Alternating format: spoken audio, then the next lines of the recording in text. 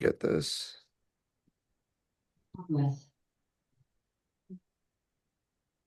All right. Ready to go? Yeah, let's do it.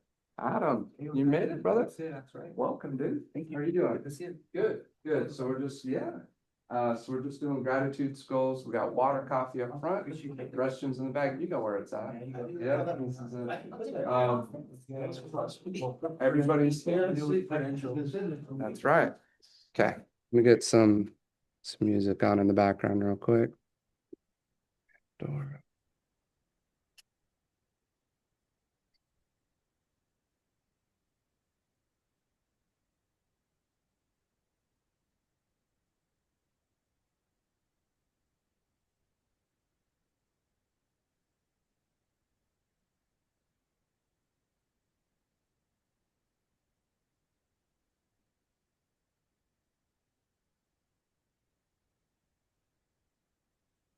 Used to be on my website, my very first website ever, my school. Okay.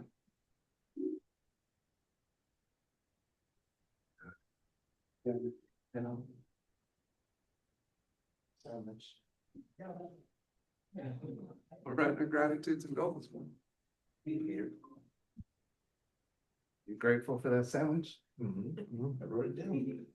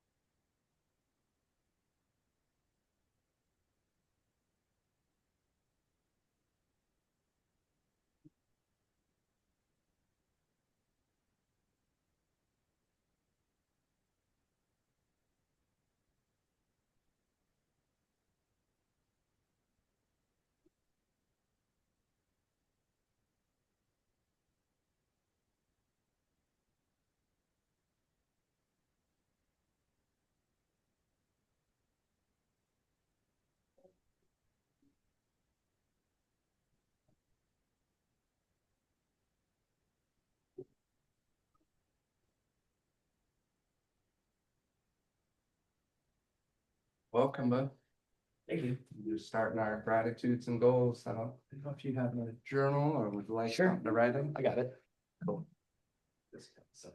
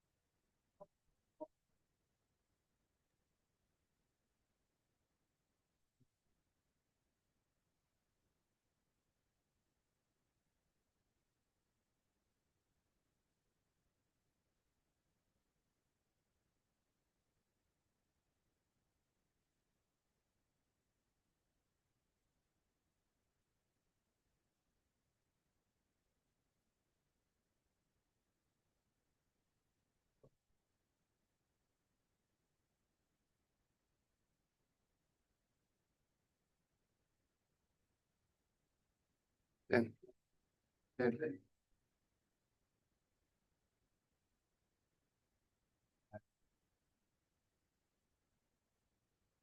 Got a mic for you too, Justin.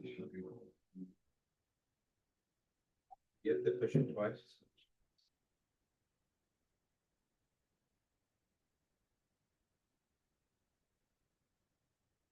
Look.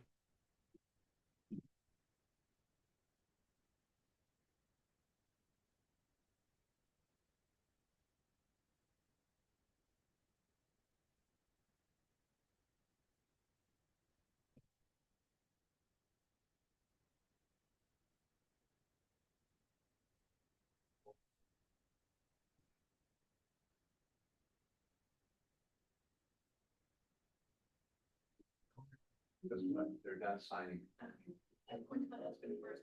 Yeah.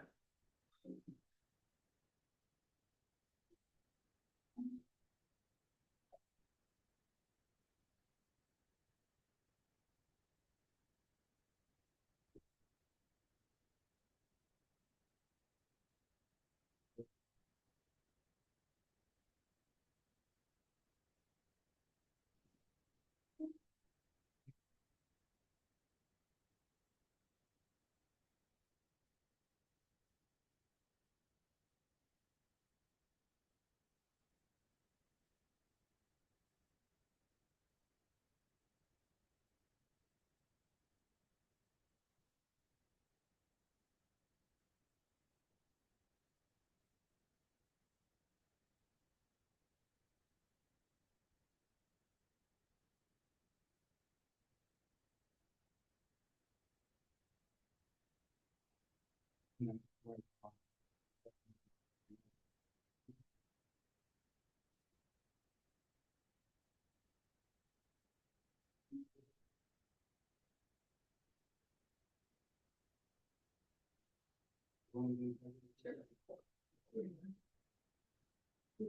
recording that. You just want to record, do clips and things like that. Cool. All right. Well, good morning, everyone. We'll get started now. We got everybody in here. So thank you for hopping on. Just trying to turn this music off in the background.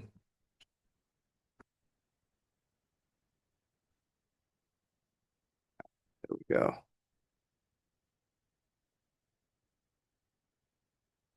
Welcome. We got, what do we have on here? We got Taylor, we have Aaron, we got Closer Colt over here, Alma.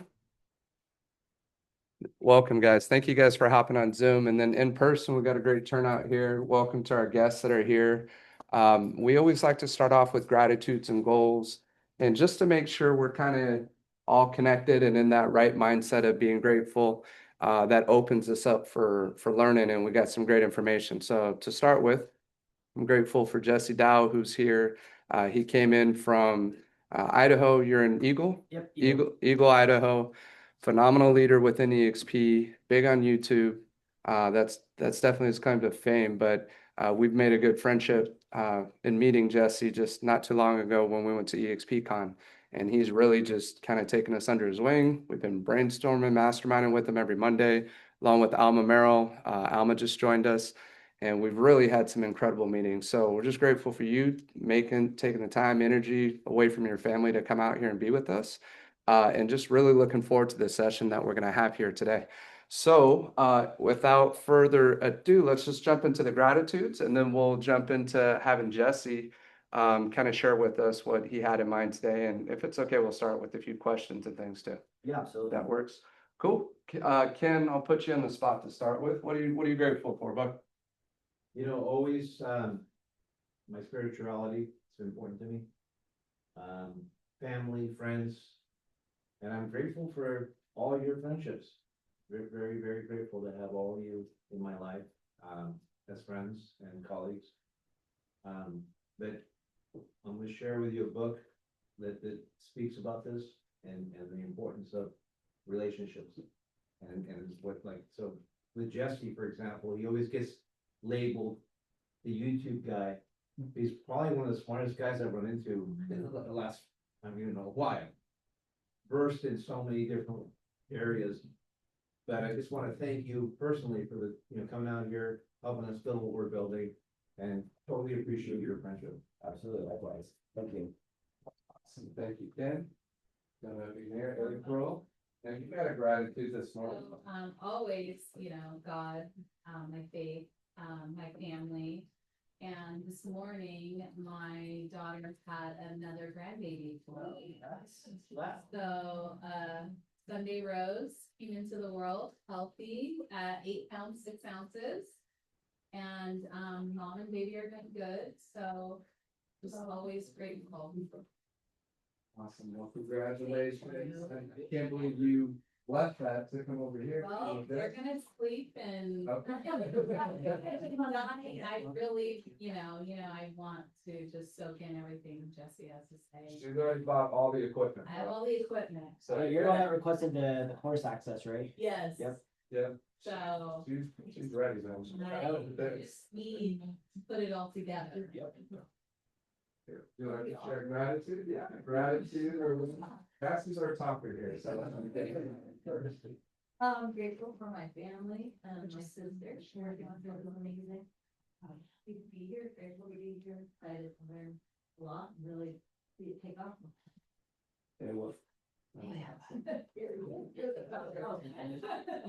then I don't even want to do that. Well, I would say that, I'm thankful for you, Brendan. Thank you. I'm thankful for you, because without you, we wouldn't be here, and I'm excited to see where this brings us. And Jesse, I have, you on my list for sure. There's a lot to take in, a lot of change, but, I'm thankful for the help and, for the opportunity. That's all. We're grateful for your whole team being here. So it's We got a lot of magic happening. We got Justin here. Yeah, more of the same. I'm very grateful and thankful for the opportunity we have being living in this area and this industry, for the opportunity that you're giving us and our new team joining this brokerage, and my friends, family, help, all of that. Awesome. Thank you, Justin. Yes, sir. You want to share something? Absolutely. All right, Jesse. Guys, I'm super grateful for Ken and Brandon inviting me down here and spending some time with you guys. I've been at eXp since 2020, and it's a lot of great things going on. And obviously, with the industry that we're currently in, obviously it's been some rough waters this past year. But I was like try to think of like what are they teaching us through these opportunities. So I think that we're really poised, especially if you've made it through this year. We're poised to see a lot of great growth next year. And I just am really grateful for everyone in this room, because whether you've ever met me before or even know who I am, like we are connected through the eXp organization. And so it's really cool to actually come down and meet you guys in person. And like they said, I met them recently at eXpCon, and it's been a great experience. So I'm super excited to be here and share my expertise. And I know Ken said that, I'm known as the YouTube guy, but I ran big teams, solo agent, all the things. And I try to like pour as much as I can into the industry and the agents in our organization, and even outside the organization. This year I really focused a lot on relationships and networking inside of the eXp world, and it's really paid dividends. So even just like connecting Brandon and Ken with other people, if I get to know you guys or you guys ever reach out, you'll know I always answer the phone. So I'm just grateful that I can have the relationships and the connections with the people here. So just know that I'm here as a resource, and don't ever feel like I'm off limits. So thank you. Awesome. Thank you, Jesse. Wow, that's a hard one to follow right there. Leslie.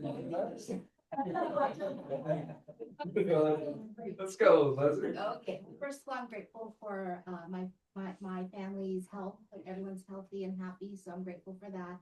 I'm grateful for just the collaboration of our office.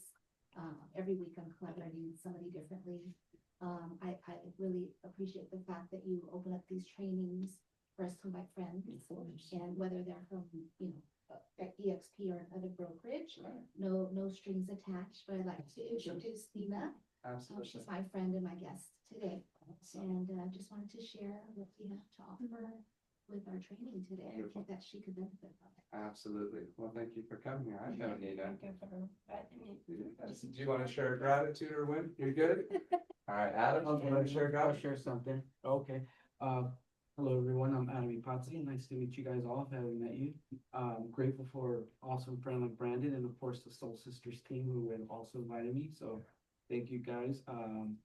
Grateful for the family I have, and grateful to be in an industry where, we always remain a student of the business, and we're always looking to grow and evolve as a team and as a unity. Being here from Ventura County, I really appreciate all my colleagues that are, always looking out for one another, and that's what I'm grateful. Awesome. Well, Adam, thank you for coming in today. And we've been friends for at least 10 years now, right? At least 10 years, closed multiple deals together. He's great to work with. If you ever get Adam, or he writes an offer, or vice versa, he's one of the top professionals in our area for sure. So just thank you for being here and taking time from your family to be here. And please, I hope you always feel welcome through these doors. Okay? Appreciate that. Thank you. Absolutely. Katie, would you like to share gratitude? I guess I was kind of thinking of this one this morning, and it has nothing to do with real estate, but maybe this is why I'm here. I didn't grow up with a mom, and every single day this week, my youngest daughter has brought me a drawing that says best mom ever. And so this morning I was thinking, I'm really grateful that I get to be a mom to 4 kids. So that is my why, and that's what I'm really grateful for. So I'm fine. That's beautiful. Thank you for sharing that, Katie. We're grateful for you. Why? I have a win. Me and our buyers and with your offer in. It's baseline today. Awesome. Well, tell us a little bit more about business. The open house, and we've been talking for a few weeks, and we got them the house that we wanted, everything, and we came in full asking on one plan. So it took you a whole few weeks, Yeah, like 2 or 3, or how many? 3 weeks, Maybe 3 weeks, so, 3 weeks. yeah. 3 weeks. Yeah. And 1.4 million offer accepted. Congratulations. There you go. Good job. Awesome. So yeah, don't do open houses. They don't work. Stay away from those. I don't think, I don't know. Well, we turned it down. Let's see. This just means you have to. Dexterity, just do it. Well, I'm grateful really for the energy and for the openness of each one of us here. And for the leaders that take us to this place and to give us that security for us to open up and to share these beautiful moments. Every time we come here, there's a light, and I think that's very special. I'm very grateful for that. And for this country, really, that gives us all this abundance of opportunities that we have to succeed, to sell homes in 3 weeks, to be here, you know, to appreciate the sun in California.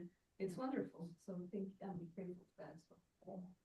Beautifully said. I don't know, Jesse, that might have topped you right there. That was pretty good, but we have online. I'm sorry, I thought this was following, but hopefully you're able to hear everybody. Wanted to check online. Alma, would you like to share a gratitude or a win with the group? Yeah, it's hard not to have serious gratitude when you hear all of that. I'm really thankful for the people that are on here. I was just reminiscing about when we first kind of started working together, and the growth that we've seen so far has just been spectacular.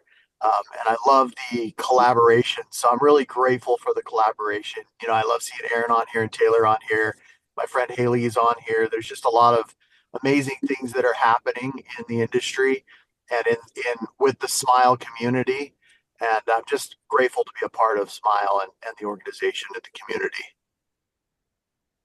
Awesome, brother. Well, you know how much we love and appreciate you, Alma. So thank you for being who you are and deciding to join us and do this. And it was amazing seeing Aaron last week. So thank you for reaching out to Aaron and Taylor, getting to know you. But I'm sure you're top quality if you hang out with these people here. Yeah, all right.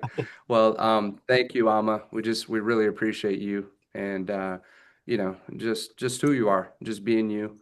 And you mean a lot to all of us. So thank you, brother. Thank you, brother. I love you, man. Aaron, yes, Aaron, would you like to share gratitude or a win with the group?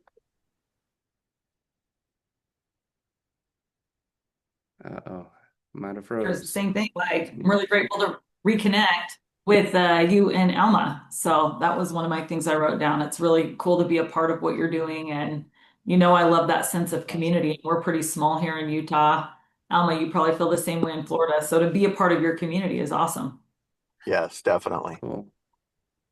Well, we hope you guys can continue to be a part of it because it's been amazing. Friday we're going to do our mastermind meeting, and that's kind of similar format to what we're doing right now. We just feel the more engagement that everybody's in, they really experience it. And as you know, there's so much to train on. But as you hit on, and I've used your example that you shared with us last Friday about being in alignment is the number one most important thing that you can do for yourself, your mindset and being where it needs to be. And, the skills is maybe 30% of it, right? But if your head's in the right space, you believe in yourself, you believe you can accomplish your goals, your message, I mean, it hit home. So thank you for sharing that last week, Aaron. Yeah, of course. And Taylor, do you have a gratitude you'd like to share? Gotta take myself off mute, but yeah, I think just going with the theme today, I look back and I'm just grateful for technology, man. I can't imagine doing this job 20, 30 years ago when you were running to a payphone, or you had to have like what are the carbon copy papers and signatures. And I know I'm going to hear a lot of stuff about YouTube today, and I'm pretty excited about that. But I'm just grateful that we can e-sign, we can do everything via Zoom. Like I've heard a lot about Brandon. I know Alma, but Brandon, I've heard a lot about you, and I just think it's like Thank you. technology is so cool that we can do these kind of things via Zoom now. And I feel like I'm in the room talking to everybody, and we're in a couple different states, and so yeah, I just think that's Yeah. really cool. It's pretty amazing, man. And thank you for sharing that. And thank you for being a part of this. And you guys unmute at any point in time through this presentation because we want you to feel here. And that's why I wanted to make sure you all shared your gratitudes as well. So thank you, sir. Betty, I know you're busy away. Do you want to share gratitude? You're multitasking, showing us all up right now. Hold on. Oh, wait. No problem. She's working hard. Uh, I- I Are you in the can't. kitchen or I'm just in the on the phone? kitchen. I'm in the kitchen. What's Yeah. Oh, what's a you're in the gratitude kitchen you here. have, I thought Betty? I'll just, yeah, so I put one of my listings in escrow, and awesome. after four offers that we got, and they weren't all they didn't all arrive at the same time, but the other three were not the right offer. And now we've got one that is solid. Pray for us today because we are going through a little bit of a inspection hiccup, but we should get it resolved. And that's why I had to leave the meeting early to make sure I take care No of worries. myself today and get this No. deal solid, solidly closing on the 23rd. Beautiful. Sounds great. We'll keep you in our prayers, Betty. So thank you for being a part of this. Okay, thank All you. right. Well, okay. So, Jesse, so I'm not sure well, I mean, we spoke a little bit in terms of what you wanted to do, and maybe it might be easier to be on this side here so that they can see you on the camera here. Perfect. Are you okay with doing a little bit of interview style before we jump into your presentation? So, so some of what Jesse and I had spoken about before was talking about different content that can be created and created because a lot of times this time of year, doing business planning is important, right? Making sure you have a vision, making sure that you're clear. Ken and I were just talking about this the other day. One of the most important things. Sorry, I would lose Is it that catching here. me? There you go. No, it's cool if it's catching you. I'll just stand next to you. One of the most important things for leaders is to cast a vision and to know exactly where you're heading and what your direction is. And without a clear vision, it's very difficult to be successful in whatever it is that you're doing, right? We're all leaders here. So it's not just for the leadership of smyl to cast the vision, but for every agent to be very clear about what they're trying to accomplish in 2026. So when Jesse was like, hey, we can talk about video content and coming up with a schedule and different ideas, I mean, that's half the battle, right? So I knew that that would be great. But Jesse has so much more to offer. YouTube is phenomenal. And as he said, he's going to be, he's available to everybody.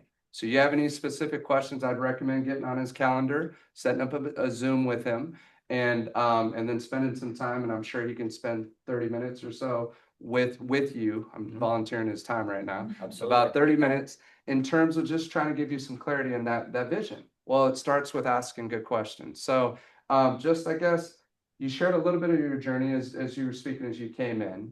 Do you mind sharing for, I guess, with agents right now that are trying to get their business going?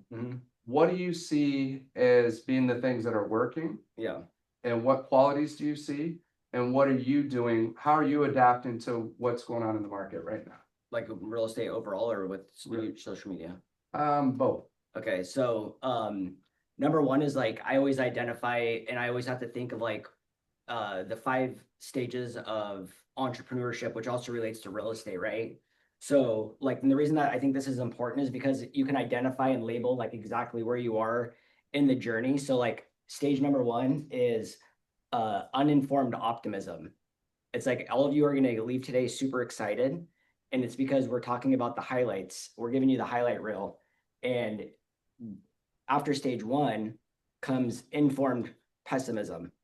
And that's like where you're like, okay, Jesse's getting millions of dollars from YouTube, and that's what you saw, but you didn't see all the video editing, the preparation, the filming, the post-production, the coaching, all that stuff, right? Stage 3 is the valley of despair. And this is like where you start to bargain with yourself and identify exactly like, okay, you're going to start making excuses. You're going to start saying to yourself, well, I'm going to spend more time with my family because this really isn't working out. And then that doesn't really work and that doesn't fill that gap. Or, maybe it's you don't have your why identified. And this is like where we all make a very important decision. We either circle back to stage 1 with a new shiny object, which is going back to, uninformed optimism, or B, or we move to stage 4, which is informed optimism. That's really where we need to get. And that's like the middle. That's where everything is super boring. But that's where I always say, like, that's where the book comes into place, like 3 feet from gold. And then stage 5 is mastery, right? So everything takes time, everything takes energy, and it's just a little bit of progress every day. So it doesn't matter to me Number one, I think your sphere should always be number one. 70% of transactions in the industry comes from your sphere. If you're not focusing on your sphere, you're missing the biggest opportunity of your life. People are always like, well, what should we do? How do I do that? I'm like, Brian Buffini is the GOAT of sphere. His program is the cheapest in the industry. It's like if you need guidance anywhere and you're like, I'm in here for the long haul and I'm not expecting overnight results. I think if you want help with your sphere, which is a no-brainer to me, that's like where I would be going. So the second place and the second piece of that pie is like the 30% opportunity. And it's like, where are people actually, searching? Where are they finding people? We heard open house. Obviously, there's for sale by owners, there's social media. And I think this is like where people get really trapped in stage one with uninformed optimism is they're putting a lot of weight into viewership, subscribers, what's flashy and what's attractive to real estate agents by real estate agents. We have to remember the main component to everything is closings, right? None of us are here right now in this room without the customer. So we always have to put the consumer in the first place position. And like, how do we serve them? How do we deliver content for them? How do we provide, surprise and delight them on their client experience so that way they refer us at the end of that transaction? So for me, when I'm talking to my agents or I'm talking to groups like you, I'm like, they'll always remember how you made them feel during the transaction. So if they're not referring you, it's either A, that's just their personality type and they're never going to do it. So those are what we call a D client, right? But the ones that we know are going to refer us or that they would refer us if we train them the right way, we want to make sure, even if they are someone that's never going to refer us, we still always want to treat them like they're gold and not just another transaction, because I've worked with agents and I've done it myself where I'm like, I just need to get through this deal and then I'm on to the next. And it's very difficult to consistently start and repeat that process time and time again. So I'm like, how do I turn this one thing I do? And this is the way I've always thought about, even with content creation and how I landed on YouTube. My journey into YouTube was insane. I was focused and I still have the pictures to prove this. I literally sat in a room and I wrote out 13 ideas and I'm like, I'm going to execute every single one at the highest level. And I made 400,000 my first year in real estate, 400,000 the second year. And I had all this money and I'm like, the best thing I can do is probably blow this on things that don't work, right? So I was trying like all these different things, but I've always came from the stance of like, whatever I can do to amplify my reach is what I'm going to focus on. So when you close transactions, you have all of these micro points of consumers that are out there are now your mouthpiece to refer you business. So you can either go one-to-one or one-to-many. I prefer one-to-many. And so creating that army is very important of people that know, like, trust you, but also are willing to refer you. And you always want to be that catalyst. And I think the problem that we have today, and we hear the statistic all the time, is 90% of consumers say they would reuse you, right, as a listing agent or a buyer's agent, but only 10% of people do. And it's because you're missing in that gap of the life cycle of the consumer. So in the content space, especially in YouTube, what we do is we typically make content for real estate agents. So we're making like listing videos, open house videos, and things to boost our subscriber count. But we're not really making content that fill the gap of the consumer and their buying or selling journey, right? So if you think about the buying and selling funnel, there's problem recognition is at the top stage of the cycle. You guys need a moment? No, you're No, good. joking. I'm trying to help you out. No. They're the buying and selling funnel, right? So the first stage in that is the awareness, right? They have problem recognition. The thing is like, how do we market above that? So that way, when they are ready to make that decision and they start to think of you, you are the number one person they think of. If you're just sitting there just only blowing listing videos and all of these things, the person that's interested in listing videos, especially on YouTube, is the person that's already shopping and they most likely have an agent, right? So in my personal opinion, I would be focused on open houses more than that if that was my target, because the opportunity is as people are coming into open houses to shop for a house, right? So it's very rare that someone's going onto YouTube and typing out like 123 Main Street because they don't even know that address. So I'm looking like, how can I partner with different platforms to be a good partner of Jesse? So it's all about leverage. So I know this is like a long answer to your question. It's perfect. But the thing is like I try to set the stage to like identify like why I do and what it's for. And it always goes back to like number one, and you're probably like, this guy's the YouTube guy, but he's saying sphere. Sphere is always the number one thing. Mhm. That's the easiest lever to pull. So I think of like post-closing automation is very important. And I think about what do people actually care about when they buy a house? Because our goal is to turn our buyers into sellers down the road, right? And maybe 7 years, and maybe 10 years. And that's why we lose them, is because there's a new agent that's standing in front of them at the time they make that decision. And people just don't follow up properly, which is why there's that big, massive gap of why they don't reuse their agent. And the three things that I've figured out of like what people really care about, and you guys can use this, is, they, especially here, and I hate even like speaking in the local real estate markets because I don't know the market and I'm not licensed here. I was actually thinking about that when I was driving to my hotel. I'm like, here, I'm coming to speak to you guys. I'm not licensed in this state. So I told Brendan last night, I said, things I may say might not be applicable to your market. So if it isn't, no problem. But the number one thing is like insurance costs. Mhm. People's insurance go up year over year, and it's not, and that's just the general state of the market, right? Insurance companies know once they have you, the price is going up. So it's, instead of saying like, hey, happy anniversary, it's like, hey, happy anniversary. And by the way, have you checked your insurance policy lately to ensure that you have the right coverage? And two, to make sure that you're getting the most competitive rates. Here, insurance is a big deal. I don't live here, but I hear it all the time, right? Mhm. So where I live in Idaho, people are like, Idaho, what's going on there? Our price has tripled in the last 10 years of houses. I had a friend whose house recently burnt down, and their assessed value of their house and what their policy was at was 300,000. Their house was over $1 million. They'd never adjusted their insurance policy. So I've seen firsthand how this can like impact a family. It sucks. So making sure they have the right insurance is very important. Number two is they want a community impact report. They want to know what the value of their house is and how is the area around their house impacting the lay of the land. Whether it's a planned development coming in, new construction, 3 houses sold in your neighborhood last year. People always see the list price, they rarely see the closing price. So how is the value of their house? People only care about if their house has gained equity or lost equity. So I don't know about you guys, but if you ever bought a house before you were in real estate, I was always interested in that stuff. And the agents never sent it. And I'm like, why aren't they telling me how much my house is worth? And I'd have to go onto Zillow, check out the price, and it drove me nuts. And the third thing that they want is access to your resources. That's your painter, your handyman, your window person, your landscaper. And I don't give them that in advance. I make them reach out to me, but I let them know that I do have this database of certified people that I trust. I don't know about you guys, but I have vendors that I've referred over 100 times, and I do feel like it has to be a mutual relationship there. So we do annual parties, and I do ask them to support that in exchange to be a partner of mine. But the thing is I don't just refer anybody. I vet people. So when I give them a referral, people know that I've already vetted this person, and I get my clients all the time.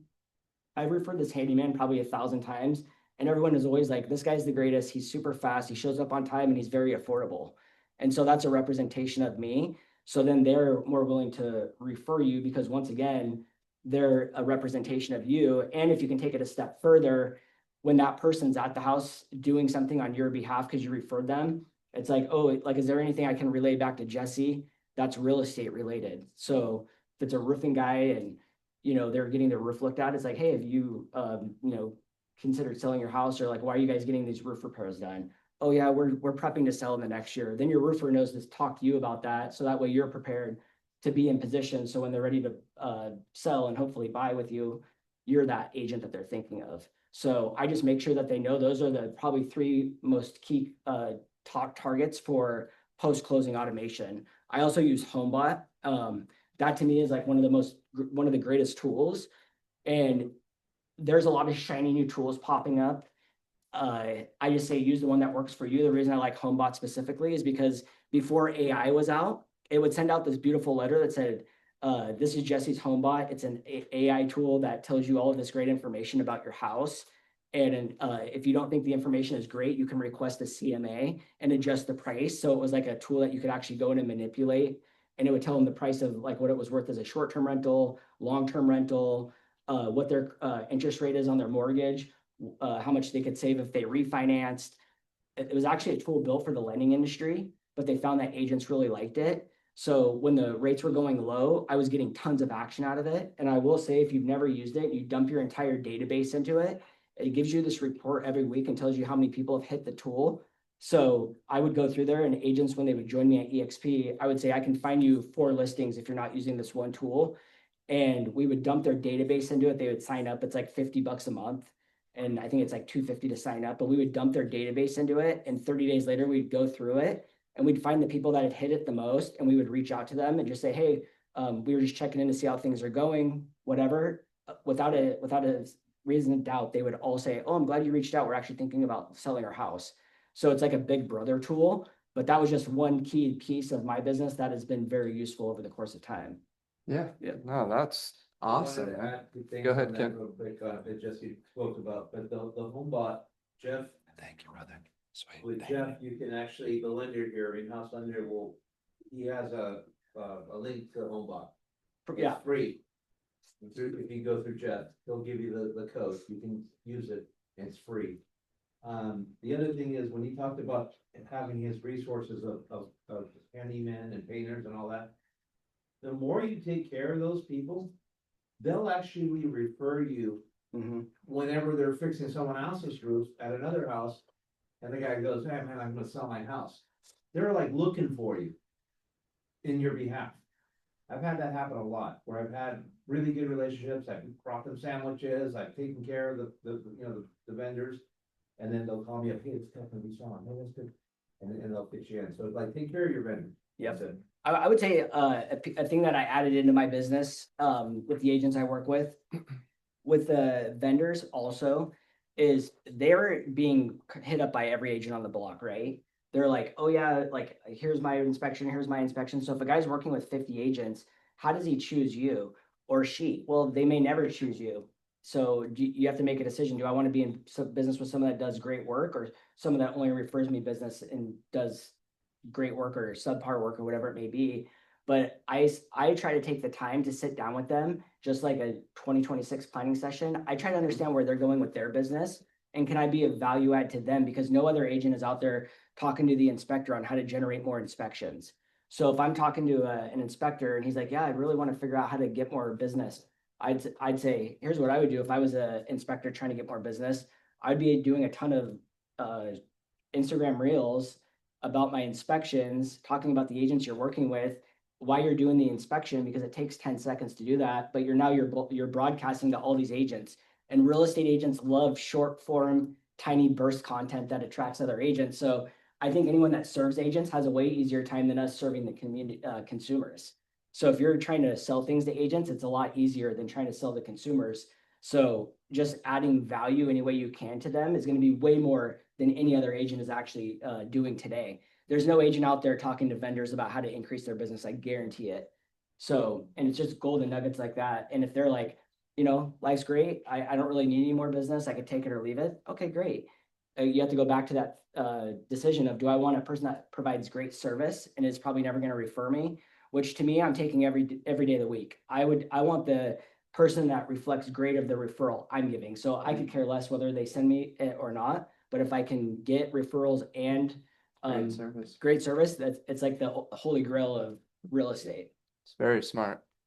It's very smart. And I've heard another top producing agent share that what they do is they set up lunches with their vendors. That's part of their sphere. So as you're deciding who your sphere is, it's the people that you refer a lot of business to. Take them out to lunch. Like you said, put that in your calendar. Put that as one of your goals, to take them out to lunch. Keep it focused on them, not on yourself. You're focused on them and what's going on in their life and how you can help them promote their business or do what they can. And by the end of that conversation, they're going to be like, this whole thing was about me. What can I do to help you? Well, I'm glad you asked that, right? If you think of anybody thinking about buying or selling, I'd be more than happy. I'm going to treat them like gold and take care of them the way that I take care of all my clients, my family, friends, everybody, right? So, but it's a nice natural progression. And again, you focus on serving your vendors. Good things are going to come from it.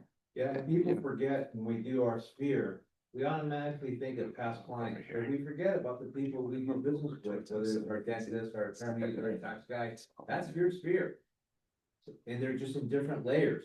So you have to number them like A, B, C, D. Who's A is the most likely to refer you, your friends, family, those people, past clients. Then you go out on the layers. And like the vendors could be another group that's your sphere, and treat them like a sphere. They can be your raving fans, the ones who refer you multiple deals, transactions. Some of my best transactions have been people that I refer a lot of business Yeah. to.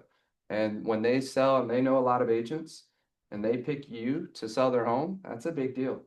There's something said, not just because you refer business, they like you, they want to support you and your family or your situation. They can choose anybody and they choose you. So it's a really big deal. So sometimes we don't think about it that way. And it's not, you don't do it for those reasons. You do it just to help people out. But those opportunities do come up and it can change the trajectory of your year, When I started this business, the guy that was bringing in the coffee machine, I bought him a sandwich. I ended up selling that guy's house and his sister's house and his brother's house. Mm-hmm. You gotta treat people with respect, no matter what they're doing. Don't look at them as they're subservient to you. Whether it's not the way to do business. Treat people the way you would want to be treated, with respect. Yeah.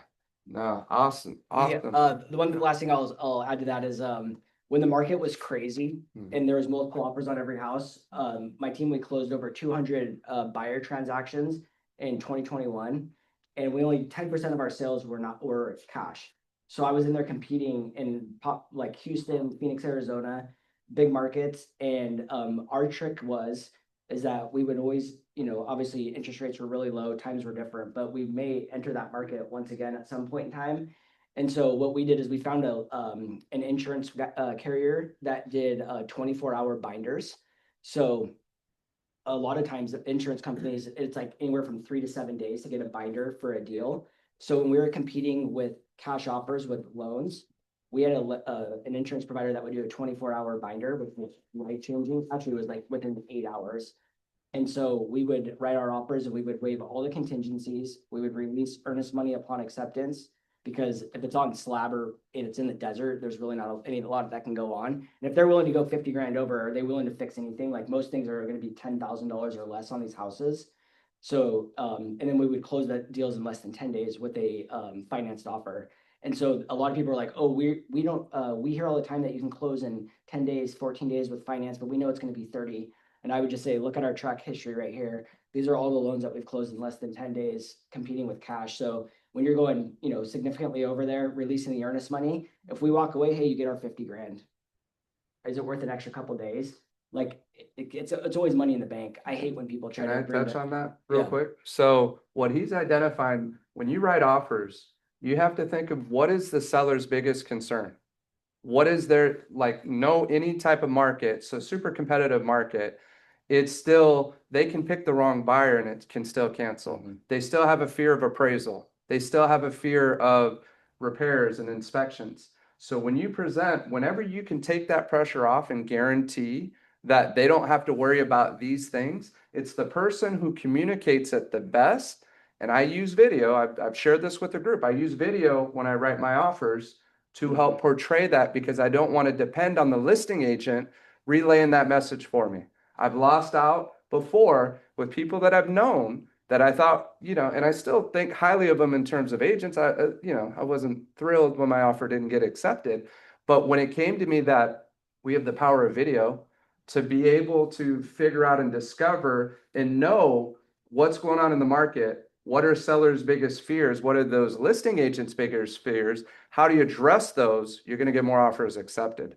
And the better you can communicate that, the more success you're going to have. Yeah, and 9 times out of 10, the agent that chooses the deal in a multiple offer situation is going to choose the agent. Like they're going to first go to the agent they want to do business with and ask them to come up to the top offer. So that's why I always say it's like, oh, you're way better off to be nice to the listing agent than try to be like an aggressive jackass, because that happens all the time. There are those agents that will never talk to you. They're just submit best and final, and that's all I want to see, right? That's the edge of the deal. That's 10% of the time. 90% of the time, it's the agent wants to work with the person that they know can close the deal, but they also have a great relationship with, or at least is friendly to talk with. Over the last 3 months, I've probably had 6 multiple offer situations on different listings, and every single time, I've always talked to the agent that was the nicest and most friendly, that wanted to get the deal done. And that was the one that I gave the most information to make sure they were in the number one position. So when we presented offers, that's who it was. Because you're interviewing for a job. Exactly. You're gonna risk everything picking that one buyer. And we all know the agent is, I used to say 50-50. I'll say the agent's 90% of the experience, right? So the importance is more weighted on the agent and the loan officer that they're working with than how strong that buyer is. That's the reality. Everybody focuses on cash, money down, FHA, VA, conventional. And I'll tell you, you work with the top professional agent, they're going to close the deal. And it's when you hear it come back that people pick you because of that, it's gold. That's huge. That's the reputation that you want to have in the community. Backing it up with stats is huge. Mhm. These are all things in terms of how to strengthen, and this is your value proposition, right? This is why buyers should choose to work with you over the competition. So there's so much gold in what you're saying in that. And I wanted to emphasize that. Kind of changing gears a little bit just on the YouTube side, because this is always, I think, I'm just kind of throwing the elephant in the room. One of the hard things to figure out with YouTube is what is the process like? What does it look like for you? You make your videos, but kind of walk us through when the call comes in, why they call you, and then your first step to getting them to where they actually turn into, an escrow for you. Yeah, and the simplest way to make more money is actually, and it's the easiest thing, is to increase your commission rate. So in 2026, I've challenged all of our agents to increase their commission rates by any percentage to me. I don't care if it's 10% of what they normally charge, because if you sell 100 houses a year and you increase your commission rate by $1,000, guess what? That's $100,000, and it doesn't cost you any more overhead to increase your commission rate. So that is the single easiest lever to pull in your life, whether it's a listing or a buyer. And going back, this is why I wanted to bring this up, is when you are talking to agents, especially since they changed the way that we get paid on the buy side now. I don't know how many agents are blind to this, but it's like, I would tell, even if our agent's charging, say it's 4% BAC and the house is listed at 500, we're like, look, we're going to come up to 510 to cover that delta if your seller's only willing to pay, or only willing to pay 2.5. Right? My buyer wants to finance the buyer's agent commission in the closing. We'll get a counter offer back at the normal list price and 2.5%. I'm like, that agent is demonstrating to me that they're a moron and they don't want to put the deal together and they've coached their client the wrong way. So I'm like trying to coach this agent up as we're presenting our offer to them, which goes to the video piece. So if they'll present a video on your behalf, that's like worth its weight in gold, because the seller is getting an image of you based on their agent. If their agent can't figure out simple math, there's going to be a bigger problem down the road. Yeah. So in this current times, especially as the market's shifting, this is where the pros are going to accelerate growth and take market share. And we're already seeing it where the low hanging agents are kind of fizzling out. And they're saying in 2026, we're going to see the biggest exit of real estate by agents. And they say this year over year, but obviously with NAR saying now, like, it's up to your local association whether or not you belong to NAR. All of mine are still requiring it, but I think we'll see a bigger fallout than ever before. So professionals are going to consistently grow. But going back to your question, and we were kind of having this conversation earlier, and I kind of want to segment out like social media for you guys, because like we have to like understand exactly how different media tools play into our business. And I came from a world before actually I was in the brewing industry. And in 2010, I went through a transition where the company I worked for, which sells, you guys have all heard of White Claw and Mike's Hard Lemonade. We were pioneers of the industry, and we went 100% out of TV, radio, and billboard into digital and social. So imagine calling on a company like Walmart. It's the biggest company in the world. And you're going to them saying, hey, we're going to get rid of all of this marketing that you know so well. And we're going to go into this world called digital and social media marketing. And they're like, what is that? Remember, they don't even know what Facebook is. Remember, Facebook only used to allow you on if you were like a college kid when it first rolled out. And so if you weren't college, they didn't allow you on the platform. Mm-hmm. So this was a very unique time. And so we didn't know what we were doing, and we started getting a lot of pushback. They ended up enrolling us into very, very high level training with digital and social and how to sell it at a high level. So I started to understand really quickly how each platform played into our business. And what we would talk about in that industry was 360-degree marketing, which is like, is your brand being represented all the way around? So it's like understanding how each avenue of marketing plays into your business, whether it's newsletters, email marketing, Facebook, Instagram, TikTok, YouTube Shorts, LinkedIn, YouTube long form, Substack, Twitter, and the list goes on, right? There's 10 right there that I just nailed. And you guys are like, that in itself could be a full-time job for each platform, right? At the highest level. So for me, once again, I was going back to leverage and I did try all of them. I went all in when I got into real estate. I was like, I hated for sale by owners and open houses. That's where I built my business. I did split 50-50 between both segments. My first 2 years in real estate, it was directly down the middle. I could still tell you how I generated for sale by owners, and it's a very good process, and open house, very good process. But I was like, this is going to burn me out and it's unleverageable. Like, I am the person doing this. This is crazy. So I went into this world of digital and social, and I was interviewing different top producers that were being presented on all the stages in our industry. And this is where a lot of people get trapped, is a lot of these people that put these agents up are using them as leverage to get them into their coaching and training platforms. So Tom Ferry was big on this, where he would put up all these agents. They would look like they're growing their social media, and then they would join the coaching program because of their presence. So I started interviewing all these agents, and on this podcast I had called Digital Mayor Now. And Gary Vaynerchuk is the one that turned me on to digital mayor, that terminology, because he said if I was a real estate agent, I would go out and interview every business owner and I would get so many deals from it. Well, I came from the brewing industry and I knew who owned the bars and restaurants, and they were typically people that didn't have a normal job and they weren't very friendly to work with. So of course I went down the path of interviewing all the restaurants and bar owners and putting it on my YouTube channel, and like nothing was happening. I was sponsoring these schools, I was going to these school events, and like once again, I was looking for the instant result, but nothing was happening. And so I was doing this podcast, and we interviewed this gal named Karen Carr. She's the goat, old school goat of YouTube. And what she was doing is every time at the end of the podcast, we'd say, how many deals have you closed from your social media content? They'd say 0. And we'd be like, whoa, okay, that's crazy. But they're like, it's playing its role into my ecosystem. So once again, they were using it as a position in their brand play, right? They weren't necessarily saying they were closing deals from it, but they were getting a lot of eyeballs. So you always have to understand, like, what is the reason the person is using this platform? Is it to recruit agents? Is it to get more eyeballs on them because they're selling a coaching program? Or is it to generate deals? Well, we weren't just going deep enough to ask them the question. So the question we would ask at the end of every podcast was, how many deals have you closed from your social media? And every single one of them was 0, except for this one gal said, I've closed 40 deals from YouTube. I have, 4 in escrow and 1 closing today. And we were like, holy crap, like, what are you doing? So she was taking her Google content and turning it into a video and then just putting it on YouTube. So Google owns YouTube. YouTube is the second largest search engine platform in the world. But in today's modern era, and if you guys were on my first presentation, I showed you like the usership of YouTube. YouTube has 1 billion unique users that log into the platform every month. That's the craziest amount of people, right?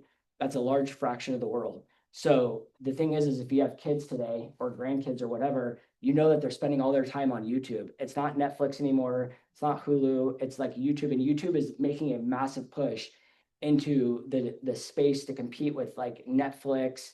And at the Connected TV Con in Denver this summer, Neil Mohan, the CEO of YouTube, said, we're not trying to be TV. TV is trying to be us, which is true. TV is losing their viewership.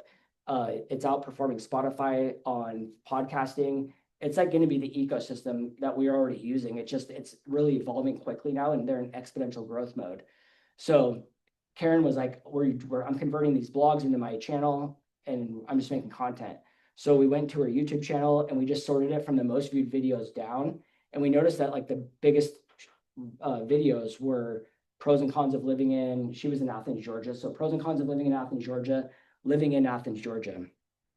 All of our channels are called living in whatever city, state, because on YouTube, the #1 search term for people relocating, which YouTube is 99% relocation buyers, is living in.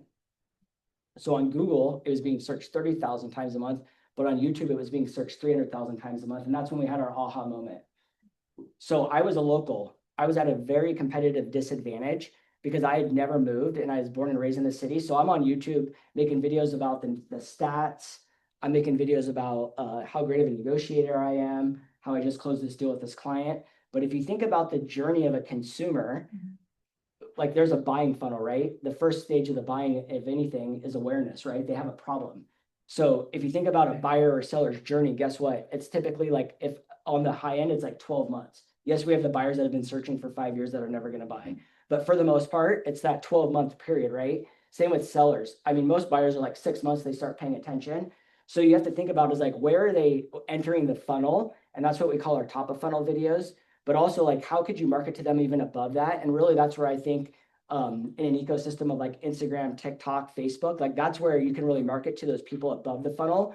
Because those are more life event situations like, oh, I'm stuck in the commute today. You know, if you think it sucks driving 30 minutes to work every day, maybe you should consider selling your house and buying a new one that's closer to work, right? So you're like working them down the funnel. But the thing is like when we started making videos about this, we were having a lot of good traction early on, but we were still going out interviewing restaurants, bars, and none of those people were ever giving us referrals. And if you think about what they were trying to say is they were like trying to say like, look, you can establish these relationships with these community members and they will refer you deals. So once again, I'm cycling back to referral, right? That isn't really like what I'm trying to do on YouTube. With YouTube, I was trying to generate high quality inbound leads of people reaching out. So we started seeing this viewership pop off but we were getting no calls. And we actually did have somebody contact us on LinkedIn and we were getting people hitting us up on Instagram. And they're like, hey, we're watching your videos, but like, are you a real estate agent?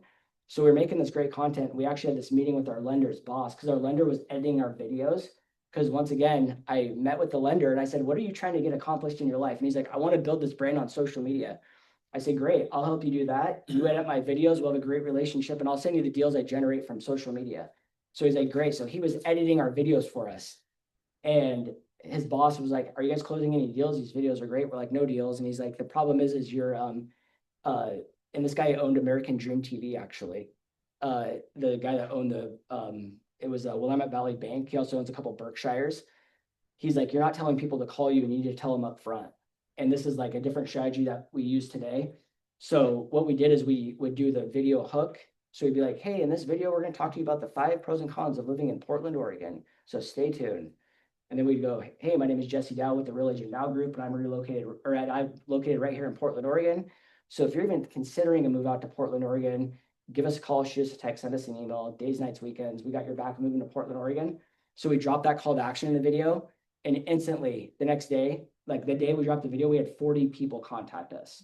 Wow. Yeah, it was just like that. So once again, I was doing all this work and I was in the valley of despair because my business partner was like, I'm going to quit. I'm going to go back to work. And my business partner now was actually originally my title officer. I convinced him to quit and get into real estate. And then he was going to quit and go back into title. But I said, why don't you become my assistant? And then that's how the whole thing started. So he would kept saying, I'm going to quit. I'm going to quit. This sucks. I'm like, dude, we just got to keep going. I see the cracks forming. Like I could feel it. And we just got to keep pushing and keep pushing. And then we got that tidbit of information and then boom, the people reached out. But the reason why is because they had built this relationship with us, which is called parasocial. It's when people build a relationship with you through digital content. So it's whether they're watching you on TV or watching you on social media, they feel like they know you. My wife cannot stand it. My wife has a very successful YouTube channel for real estate. The phone actually rings another agent and he closes all the deals and we just split it 50-50 with him. But like we'll be at Costco and people will come up and grab her. Be like, oh my gosh, I watched your YouTube video. And she's like 5 feet tall and tiny. And she's like, I cannot stand when people touch me like that in public. And I'm like, and especially in this creepy modern world, right? Like you don't know who these people are. And we live in Idaho, so everyone's packing heat. So anyways, when these people reach out, they're like obsessed and they're like, they've already qualified you. So we started getting all these calls and then my business partner was out working with them all summer. And then I call him and I say, our deal is that if he closed a personal deal, our split was 75-25 to him. If I closed a personal deal, it was 75 to me, 25 to him, because he was going to quit and go back in the title industry. And I'm like, I need you to stay, so I'll help you out here. I said, when YouTube starts working, we'll split it all 50-50. And so when the phone started ringing, I was getting excited because I'm like, I just built this leverage piece. He's going to be working with all these clients and I'm just going to collect checks. Well, after the summer goes by, I call him and I'm like, dude, what's up with all these clients? Like you haven't put any of them in the escrow, because what happened was this client calls me and he's like, hey, Jackson just showed me these 4 houses. I'm here from North Carolina to buy a house, but he said that there's no more to see. And I'm like, so I call her. So I'm like, well, what are you looking for exactly? And she tells me. I showed her one house and she bought it. I literally just drove out there and I showed her one house and I said, this is the one that you should buy. She bought it. They actually just resold it actually like 2 months ago. And so then I call him. I said, what's going on with all these clients? He's like, what do you mean? I said, what are you doing on your showings? And he's like, well, I'm going out there. I'm letting them in the house. And then we go to the next one. I'm like, well, I go, don't you notice if they get excited? Like you ask them if they want to write an offer. He's like, oh, I've never done that before. So I said, all right, dude. I said, send me all those clients and contact information. I'm like, you're done selling real estate. You're just gonna make content. So I got 17 of those clients back from the summer, and I put all 17 in the contract that came back out. And then so from that point forward, I was like, all right, you're done with that. And so that leads me into like the onboarding process, which was your original question. Is what I noticed is when they were calling us, they would call, and this was before COVID. And so before real estate, we were using Zoom and Teams. And I was like, we got to get these people onto Zoom because I noticed when I see them face to face, once again, I'm solidifying that connection because right now they're calling, they're just like, oh, like they're not as excited. But what happened is when we'd go to meet the people in person, they would freak out. And we always knew who they were because we'd go into the restaurant or the bakery or whatever, coffee shop. They'd be like, oh my gosh, it's Jesse, it's Jackson. So I told them, I said, dude, we got to get these people on Zoom. So when they'd call in, I'd say, I try to keep it very minimal because a lot of people will get all the information they're looking for and then they'll ghost you. And so I would just say, hey, I'd be like, hey, this is Jesse with the Real Agent Now Group. How can I help you? Oh my gosh, it's Jesse. I can't believe you answered the phone. They're like, we're moving to Portland. Can you help us? Can you help us buy a house? We have 5 questions we want to ask you really quick. I'd say, look, I'm in between showings right now. I'm helping another client that's relocating that met us on YouTube, but I'd love to dedicate 60 minutes to talking with you. So like, here's my availability. Can I book you on a call and then we'll see. And they'd be like, what's the Zoom thing? Is this a computer virus? Like I've never heard of this before. And so COVID really helped solve that problem. So we'd always book them onto Zoom and we would never like send them the link because 25% of the people would book, 75% would not book. So we would always do the booking and say, hey, here's our availability. What works with you? We'd get them on that call. And then from there, we would just go through our buying process. So, I'm sure all of you guys have buying processes, but even before I was doing YouTube, I would always meet with my lender and the client at the lender's office when COVID came on. And I was always trying to get them to do Zoom as well, because Zoom makes it more available for everyone. So even in today's world, even if they're not on YouTube, I make them meet with the lender and myself up front. I know some people are like, oh, I don't like doing that because they're not, they might not be using a lender. But I'll say even the cash buyers back then when the money was cheap, most of them that could afford cash were still getting loans because they were getting money so cheap. So we would always have it there as an available option, especially if their limit was like 500 cash. And they'll say that we knew they were shopping at 500 and the house was going to sell for 600. We knew they were going to need a loan in some way. So I always wanted the lender there because I also noticed that when people were relocating, they were always asking questions about, can I quit my job now? Do I have enough money? What do I need for a down payment? All these things. And I'm like, I'm not the lender. I don't know. So our lender got so much business from us in that regard. But even in today's world, what I go through my entire process the same way. I don't do it. I coach the agents to do it. But at the very end of the conversation, I just always say, do you have any more questions, concerns, blah, blah, blah, blah. They're like, no. And I always just make a joke. I say, look, the most important question is like, how does Jesse get paid? And they'd be like, oh, that's a good question. I said, exactly. You probably heard of like the stuff going on in the industry with the way we get paid. And they've kind of painted this picture that buyers pay the commission. I just say, look, we still negotiate so the seller pays the commission. However, based on the sales price, we don't know what they're really offering. It could be 3%, 5%, 10%. So here we can never negotiate up, we can only negotiate down. So what I like to do is I like to start at 5% because there are some builders out here, some agents that offer these incentives. But if they're offering 5 and you and I agree on 3, guess what happens? They pocket that money in their pocket, not your pocket, not my pocket, their pocket. So if we want to win together, this is what we need to do. And usually they're like, yeah, no problem, send it over, we'll sign up, blah, blah, blah, blah, blah. And I always say, look, even if we have to increase the sales price a little bit to cover the delta, that's what we'll do. And so like when I talk about increasing your commission rate, that's the conversations that we're having to make that happen. So That's strong. Jesse, what would you, first question, going back to your hook and then your call to action? Yep. Do you do the call to action immediately after the hook? Oh no. So this is how we do it now. So that's the old structure. The old structure was that the hook, the call to action, the video, and then the outro again. So with YouTube, what they're measuring you on is the number one thing they're looking for is average view duration. So they're looking at how much time you spend on the platform.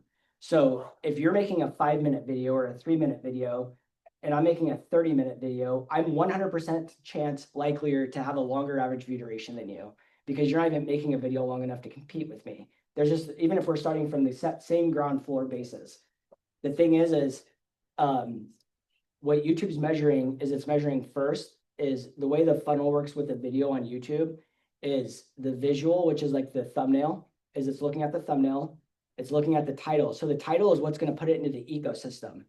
So people talk about tags and all these things. The tags don't matter.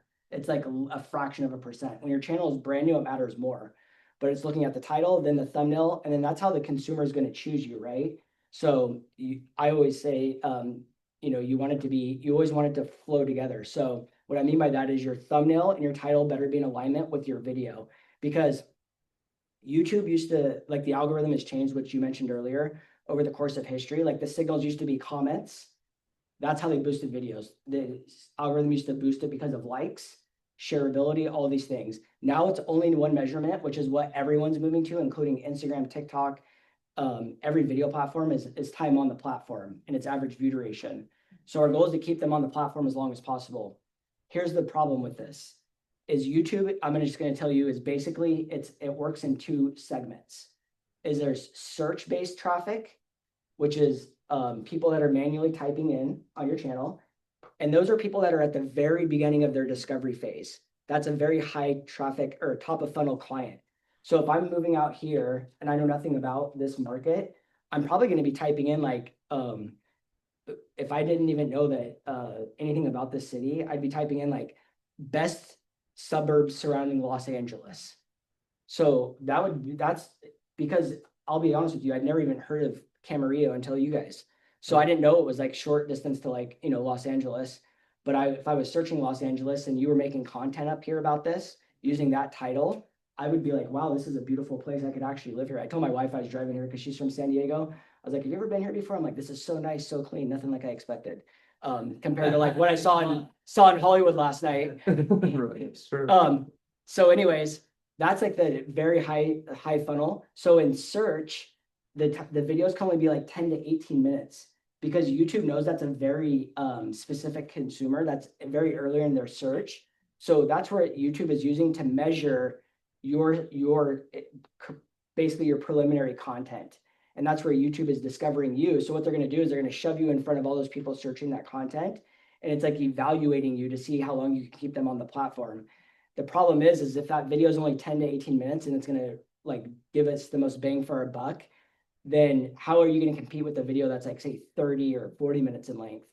The thing is this is just a process from a brand new channel. So what we do at the beginning is we really focus heavily into search traffic titles that are 10 to 18 minutes. So like pros and cons of living in Camarillo, cost of living in Camarillo. If I was, to be honest with you, if I was making a channel here, I would be like leveraging Los Angeles like crazy. That's just because I know that the people, unless the interstate in California consumers here, because we coach some people that have very successful channels, it's like what we're seeing is a lot of interstate transfers in California. So it's like people might even know this area more if they have higher intent. So like we have a gal in San Francisco that crushes it. And she's like, everyone moving here is like moving from like Sacramento, Los Angeles. So they really know the area. So I'm just saying like from a high level overview without getting into the analytics, this is the way I would do it. But I would need to get in and really look because there's tools that you can look called like TubeBuddy is one, in videos another. But so I would be focusing on those high level videos, 10 to 18 minutes. And the way I would layer out the videos like this is when we stop and do those hard calls to actions like that, like the hook and then the call to action. So, hey, in this video, I'm going to talk to you about the 5 pros and cons of living in Camarillo. Stay tuned. Hey, this is Jesse with eXp Realty, blah, blah, blah, blah, blah. That could take anywhere from like a minute to 2 minutes. So you're not even starting your content till the 2-minute mark. And what we would see is YouTube's another measurement they're looking at is the clicks on the video. So it's called the click-through rate. But then they're also measuring the first 30-second retention. So our goal is to get our consumers to at least be 68% and greater in that 30-second retention graph. When we were doing those big calls to action like that, we were like indexing at like 40% in that first 30 seconds. So what we did is we removed that call to action and we do what we call like an undercover call to action now. And so we get right into the video. So the way we would do a modern video in today's world would be like, so you're thinking about moving to Camarillo. Well, I've made a lot of videos here on YouTube, but I will say that this is the best video I've ever made for someone that's relocating down here to Camarillo. In this video, I'm actually going to talk about the 5 pros and cons And one of these cons actually might even be a pro. And there's a couple things on here that I've never told anyone, and I got these from local people that have relocated just like you. So the first pro I want to talk about is the weather. So like that was like just using a really solid hook where I'm like leading you through the video without really giving you the opportunity to click off. So it's called like there's hooks and there's rehooks. So there I gave like multiple little hooks in there. And as I'm going through my video, I'm gonna want to keep giving them more carrots and reasons to stay on, right? So you can actually use ChatGPT to say, if there's a content creator out there that is having success, there's actually an extension. I use this actually in my recruiting videos. What I do is I take Alex Hermosi's videos and I use the extension. It's a ChatGPT extension, and I extract the script of the video out. And then I'll go to like an eXp video that the Q3 earnings call, and I'll do the exact same thing, and I'll extract the script, and I'll say, take this content from eXp and put it in the format of this Alex Hermosi video. I want hooks, I want rehooks, and these are the 5 bullet points I really want to hit on. I also want you to put in there a sneaky call to action, and I'll give it all the instruction, and then it'll present to me a script. And so if you need to do it that way, that's perfectly fine. I just say don't read it verbatim like on a green screen. But if you need assistance, this is a good way to like learn how to create hooks and rehooks without like overthinking it and using assistance of AI to like help you do that. The thing is YouTube has a built-in tool that measures your AI language and your AI visuals. So if it's indexing too high, it'll basically throttle your video backwards, and it'll basically won't put it into the ecosystem. So when I do my calls to actions, moving forward into that process, I'd be like, so here the weather is phenomenal. We're here in December and it's high 70s. But if you're someone that is looking for a little bit more mild temperature, there's another city here in California that I would actually recommend. But there's only one way to figure out what that is, and that's reaching out, giving me a call or shoot me a text, and we'll sit down and have that conversation and figure out exactly what you're looking for through whatever your buying process is called. I always say label your process, because every buyer is just like an open house. You say like, oh, I have a mega open house. Well, what does a mega open house mean? Does that mean you're going to bring a taco truck and feed my neighbors that aren't even interested in buying my house? But if you say like, oh, I have my 3-2-1 listing platform or program. And so what I do is I have my plan for 3 weeks out, 2 weeks out, 1 week out, and then 1 week post list, 2 week post list, 3 week post list. And then hopefully on week 4, we're closing. So like, I try to like label my processes to get more buyer and seller buy-in on what I'm doing, because they want to feel like they're part of the process. So that's a little pro tip. So I use that sneaky, what I call the undercover call to action in the video, but it's just like anything else. She's like, you have to give them enough deposits in the bank before you can get that withdrawal. So the old school style used to be like, like, subscribe, comment, and give us a call. So you're giving them 4 actions. The problem is the consumer's going to do none of those. So you can only focus on like one specific call to action. So if my goal is to sell real estate, my call to action is going to be to give me a call, shoot me a text, send me an email. Days, nights, weekends, because I got your back when relocating to whatever city. The thing is if it's a very hot top of funnel video and it's like someone that's early in their search, remember in the buying funnel, they're going to be choosing which creator they're going to follow through this journey. So what I always say is like in those very top of funnel videos is I just say, hey, chances are you're probably thinking about relocating down here to Camarillo. If you've made it this far in the video, you obviously like what I'm saying. So consider subscribing to the channel to get more information just like this. And by the way, I have an amazing playlist that I built just for you right here. So go ahead and click right here to my next video. So that's how I would like end the video off, because we used to do the call to action at the end, and you would see the analytics just completely dive at the end. And they know when you make that call to action that it's game over. So you actually want to give your call to action before you give the good. So like even when we're doing like 30-minute videos now, what we do is like, I use my wife as an example, because people that are relocating up there that she's built her niche around is RV-based single level homes on acreage. So like what she'll say is people love the property taxes up there because it's super cheap, and they love the size of the RV base. So she'll say, so you're thinking about relocating out here to Boise, Idaho? Well, today we found this beautiful single level home with the biggest RV bay I've ever seen. The size of this thing's going to blow your mind. It has something inside of this RV bay that I've never seen before. And the property taxes are so low that you're going to think the government's paying you to live here. So stay tuned. So then like we won't give any of that information until the very end. But right before we give that information and do the reveal, and we never say stay till the end, because stay till the end, guess what they do? They skip straight to the end. Yep. And so if you really want to trick them, you'll never even give them the information because then they'll be like going back through the video trying to figure out. But I say only do that like once out of 100 because then you'll piss them off. I notice like big creators do that all the time. So anyways, you go to the so right before the big reveal, it's like you're just making that last plea of like one big call to action, you know, and then you get into the goods. Because what I'll see in the analytics is like you'll see that the quarter pipe, the drop off, it's like 70% average view or retention in the first 30 seconds. And then it'll slowly decline throughout the whole video like this, like pop, pop, pop, pop, pop. And then that's a good call to action at the beginning. You'll actually see the analytics boost back up at the end.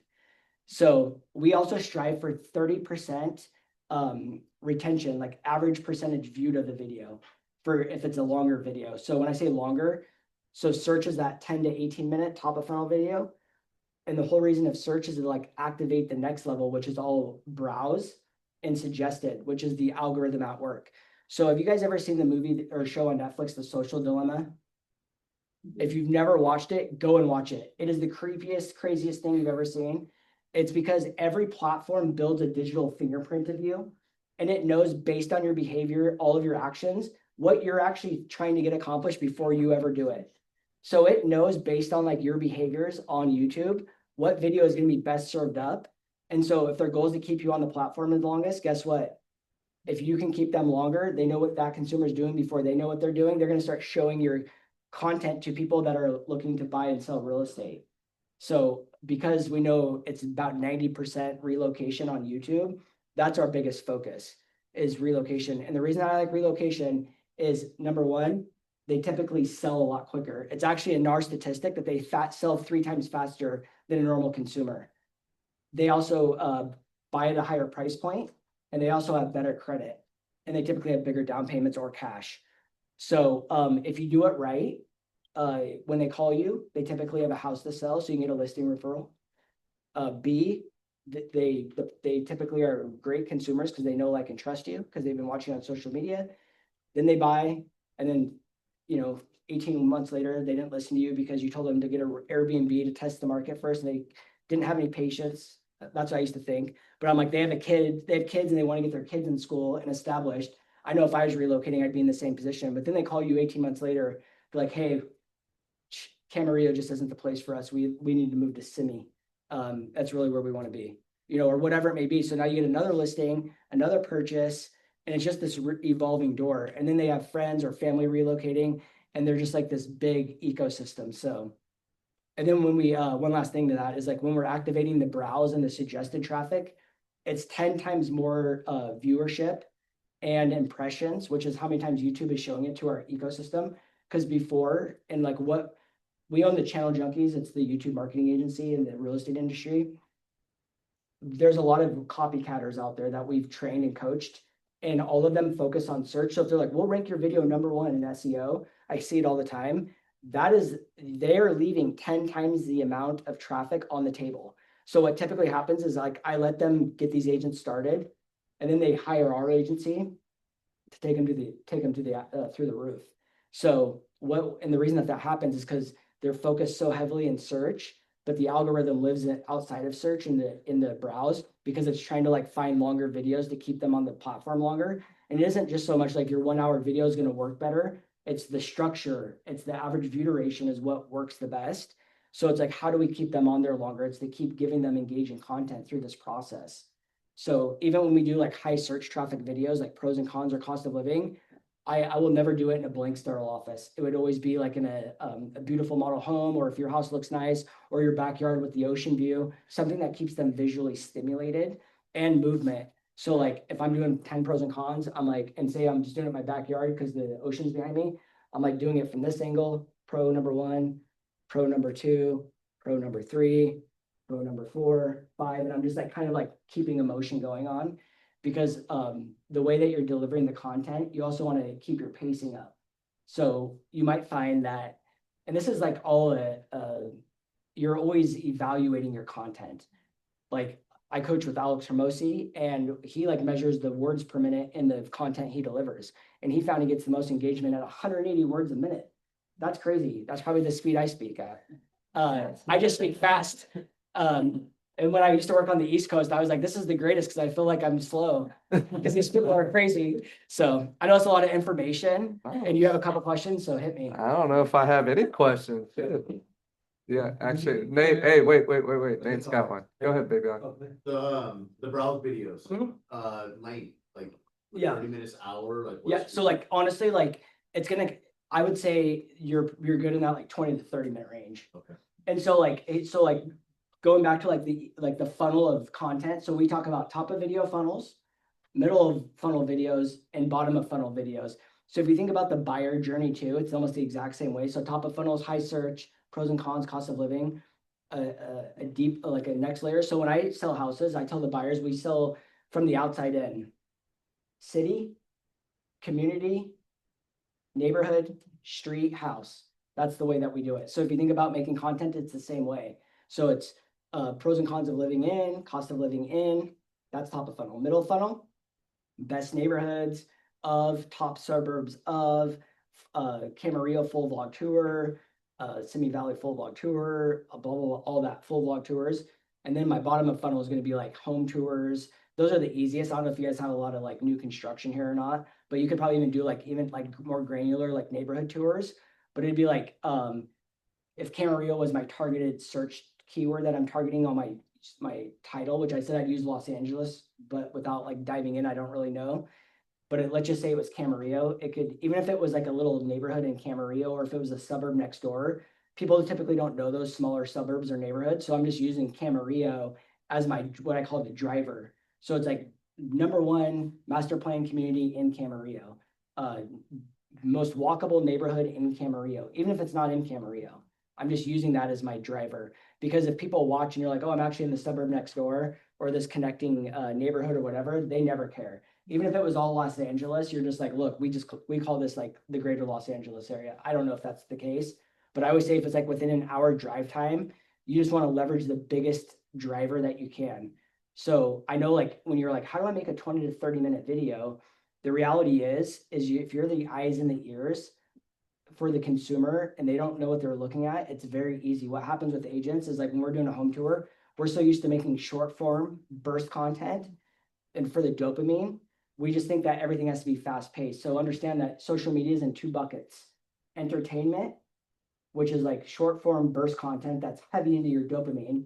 So that's TikTok, Instagram, YouTube Shorts, Facebook stories, Instagram stories, Snapchat, all that stuff.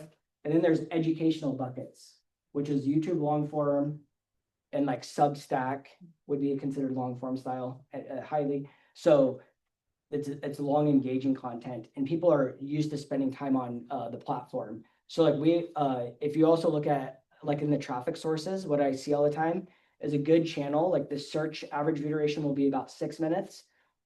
Browse will be about 7 minutes, which all the impressions come out of browse.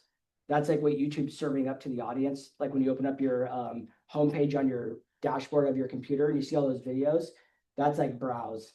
And then when you're like swiping up in your scroll, that's suggested. Those videos and that suggested, that's the gold right there. Those are the average view durations I'm going to see like anywhere from like 15 to 20 minutes on our channels. And so those are the people that are, so when we think about like people that are making big life-changing decisions, they're going to do a lot of research and they're going to spend the time. The whole like short form burst, no one is making $1 million decisions on TikTok, I can tell you, unless they're like a massive influencer with like tons of disposable cash. And those people are far and few between. So like, once again, I'm always solving for volume and leverage. And out of all the platforms I did, because I did Instagram at the high level, TikTok, you name it, I've done it. YouTube has always been superior. And so like this year we'll close almost 200 transactions from YouTube. And it's all inbound traffic. So a lot of it's reach out. And so I thought last year, I was like, I need another lever for people that aren't like outgoing, that are going to reach out, because there are people that are going to be shy. So we actually, we have a website like what you guys have through Liftoff, and it's got a integrated map. So they can hover over the map and click on a community, and it links to our YouTube channel. So they can just, it makes it really easy. So I used an extension of YouTube because I wanted people to feel like when they went from YouTube to my website, they could go back and forth without it being a distraction. I want it to be a value add. So that has actually like increased our lead flow. So in Houston, we have the 2 biggest channels in the industry down there. And the leads and reach outs through the phone are identical, but our website delivers us double the amount of leads. And our other channel, the guy that runs the other channel, he doesn't have the website going yet. So, and then the people that reach out on the website are way further out. They're like a 2-year out client. It's so crazy the way that this ecosystem works together. Cause like I manage a lot of the agents channels around the country that do it at a high level. I like see it's all the same everywhere. Like the lead flows, the conversion rates, like how they have the ecosystem set up. You can see like where they start in their journey. And it's crazy because a lot of like Google refers out your videos too. So we see a lot of traffic in Google, but like we also try not to share any of our social media or YouTube channels on social media because the click-through rates and the view durations are significantly low. So the other thing that we don't do is we don't put shorts on our channel. We keep that separate because what we noticed, it's the same thing with running ads, is YouTube just blasts that to everyone. It was competing with TikTok. So it didn't care who was watching the content. It was just blasting it to everyone. So it was driving a tremendous amount of bad traffic. And if I can tell you that all of the consumers that are looking at shorts are looking for quick dopamine bursts, the last thing they want to do is spend 2 hours on my video content. So I don't even give YouTube the option to even show my shorts. I just keep it separate. So Did you find that what you're saying, it seems like the people that are on short form are just starting out, and the ones that are looking at your videos for a while are more committed. Have you ever analyzed the closing rate from the long-term viewership on the shorts? yeah, the shorts have never generated a deal. And this is the thing is, I am in a bunch of groups, a bunch of agents that do like social media at a high level. And like the short form creators that actually do well, like I don't know if you ever seen the speed tour guy. You guys ever see him? Speed tour, speed tour. He just came to eXp and he's like, dude, I generate thousands of leads, but like you could never recreate that guy. So that's the reason that I like YouTube long form, is because what we do is repeatable in every market. So a lot of these short form content creators that are having success are unduplicatable. So I've never seen like shorts or TikTok or Instagram like deliver at a high level. Like, is there onesies and twosies? Absolutely. But once again, I'm looking for leverage and volume. And I'm like, if I'm going to put my time and energy into something, I want the biggest ROI. So for me, I don't even do shorts. For my marketing agency, where I'm targeting real estate agents, guess what I'm doing a ton of? Shorts. So No, it's unless you guys have some questions over here. yeah, fire away. So if someone outside of eXp So, wants to yeah. hire us, we charge $2,500 an hour to do a channel audit for them. And we've sold millions of millions. 2,500 a month? No, an hour. Oh, an hour. Yeah. Damn. Yep. Yeah, we've sold millions and millions of dollars in courses and agency services. But like for you guys, like you said, to book my calendar, I dedicate 90% of my time to my organization at eXp, because I feel like if you guys can win through the tools I provide, then I am naturally paid back through the revenue share model. And that's a big piece of my business. It's actually about split 50-50 with my commissions from my transactions that I generate through my content and the revenue share. So my payback to the agents that we partner with is direct access into, I have 2 courses. One is for just starting, it's a copy and paste, just getting started course. And then we have one for like when your channel is up and going and you're like looking to scale it up. And then we do weekly coaching for agents. So if you guys came there, it's on Tuesdays at 11 a.m. Pacific. So it's actually today. You guys can show up every week, ask me any question that you want. My business partner, Jackson, actually is the influencer of the group. I just run all the business sides. And so that is free to you guys. We don't even offer our courses outside of the industry anymore, outside of our eXp group, because we had so many people. We went through a big legal battle, which we got resolved, but we only give the courses to our partners now. Outside of that, we have our agency, and that's where the agents hire us to manage their content. And I have a whole separate element that deals with that. We have 20 employees at that agency. So, yeah. What do you think was the biggest differentiator between you and someone else on the YouTube channel in a certain city? It's honestly like, and this is like why we don't restrict it to like one creator per community. We had a lot of people were like, that's crazy that you guys will work with multiple agents in multiple cities. And I'm just like, look, at the end of the day, the consumer is going to choose you. If I could go back and start from scratch, I never would have shared this with anybody, and I would have only kept it to my eXp group.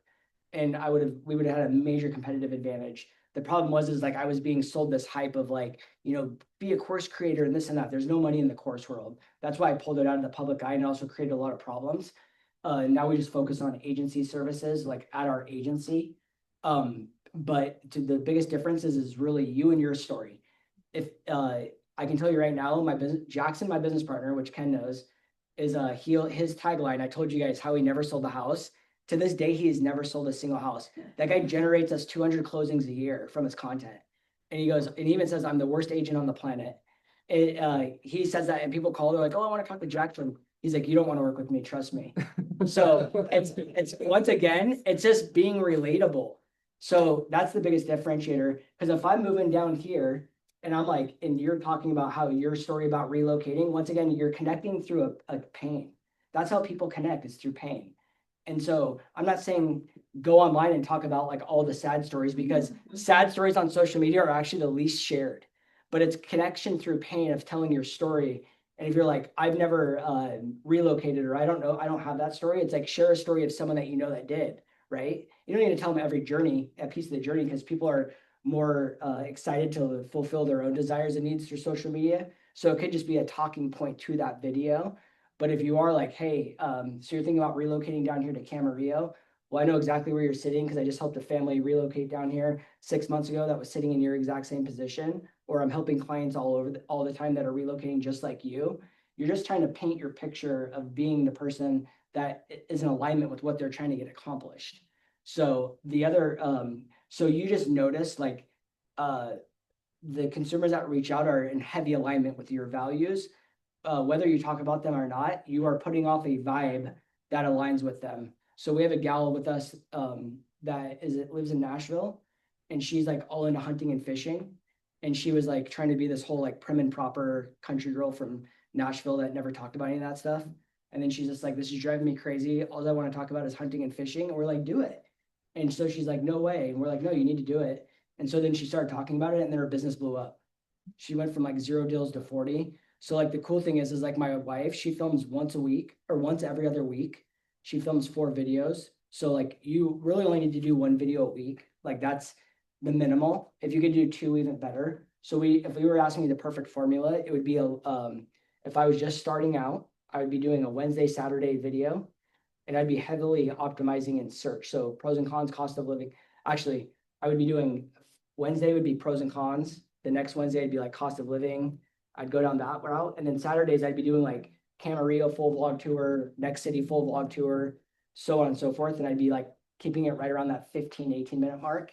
On the vlog tours, the informational videos, I'd be at like that 10 to 15-minute mark.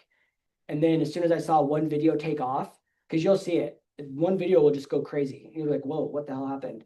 That's when I like would really ramp up my view duration for my Saturday video. But if you can keep a consistent Wednesday video of that 10 to 15-minute in search, it just keeps feeding the beast essentially. But if you're like, I'm only going to do one a week, that's all I can commit to, that would be the minimal requirement. Then there's a different strategy for that, but you'd have to go through pretty much the same process of like pros and cons, cost of living, full vlog tour. And then once you saw the video take off, then you could like extend the view duration. But once again, I looked at this market before I came down because I was really interested if there's competition, and it's wide open. There's only one couple that's doing content. I was talking to Brandon about it earlier, and they're not doing it the right way. And all their videos are like 8 to 10 minutes. And they're like, a lot of agents like to make content around tourism activities. Mhm. The thing is if you're coming so if you're like, oh, the best places to visit in Camarillo, that is not a consumer looking to buy real estate. So you're giving the machine false information. So if you're only making content around what I'm talking about, YouTube is only going to find those people that are interested in that content. So we can't give them an excuse to find other content. So typically people aren't getting like a lot of production results off of their channel. And I always say too, is like always ask for receipts in anything that you do in the real estate industry, because there's a lot of people out there that'll sell us a lot of crap. And, someone's level of, if I ask Brandon what's killing it in real estate, and I ask you what's killing it in real estate, you ask me what's killing it in real estate, we're going to give you 3 different answers. So somebody might have a program that their core belief is that they're just having the best success in life, and they're selling 8 homes a year from it. Well, I would say that that's not like worth my time and energy if it's gonna cost a significant investment. But if you're like, oh, I'm doing 50 deals a year and it's been rinsed and repeated in markets all around the country, I don't even know like what you guys would say would be a success. But if you ask me, I'd say if I came in this market today, in the next 12 months, I could probably generate a channel that's closing a minimum of like 6 to 8 transactions. And then year two, it always goes up from there. So I just don't know the market well enough, and like it's also a significant price point. So 6 to 8, especially in this market right now, is actually pretty strong. yeah, That's not That's- bad for an agent at 6 to 8. But That's like you our- start. that's like our low. That's like my baseline minimum, because like that's what our like lowest producing agent like gets out of a channel that they're actually putting effort into. So like my wife, I was saying, she goes out and films every other week. She films 4 videos every other week, so it's 2 a week.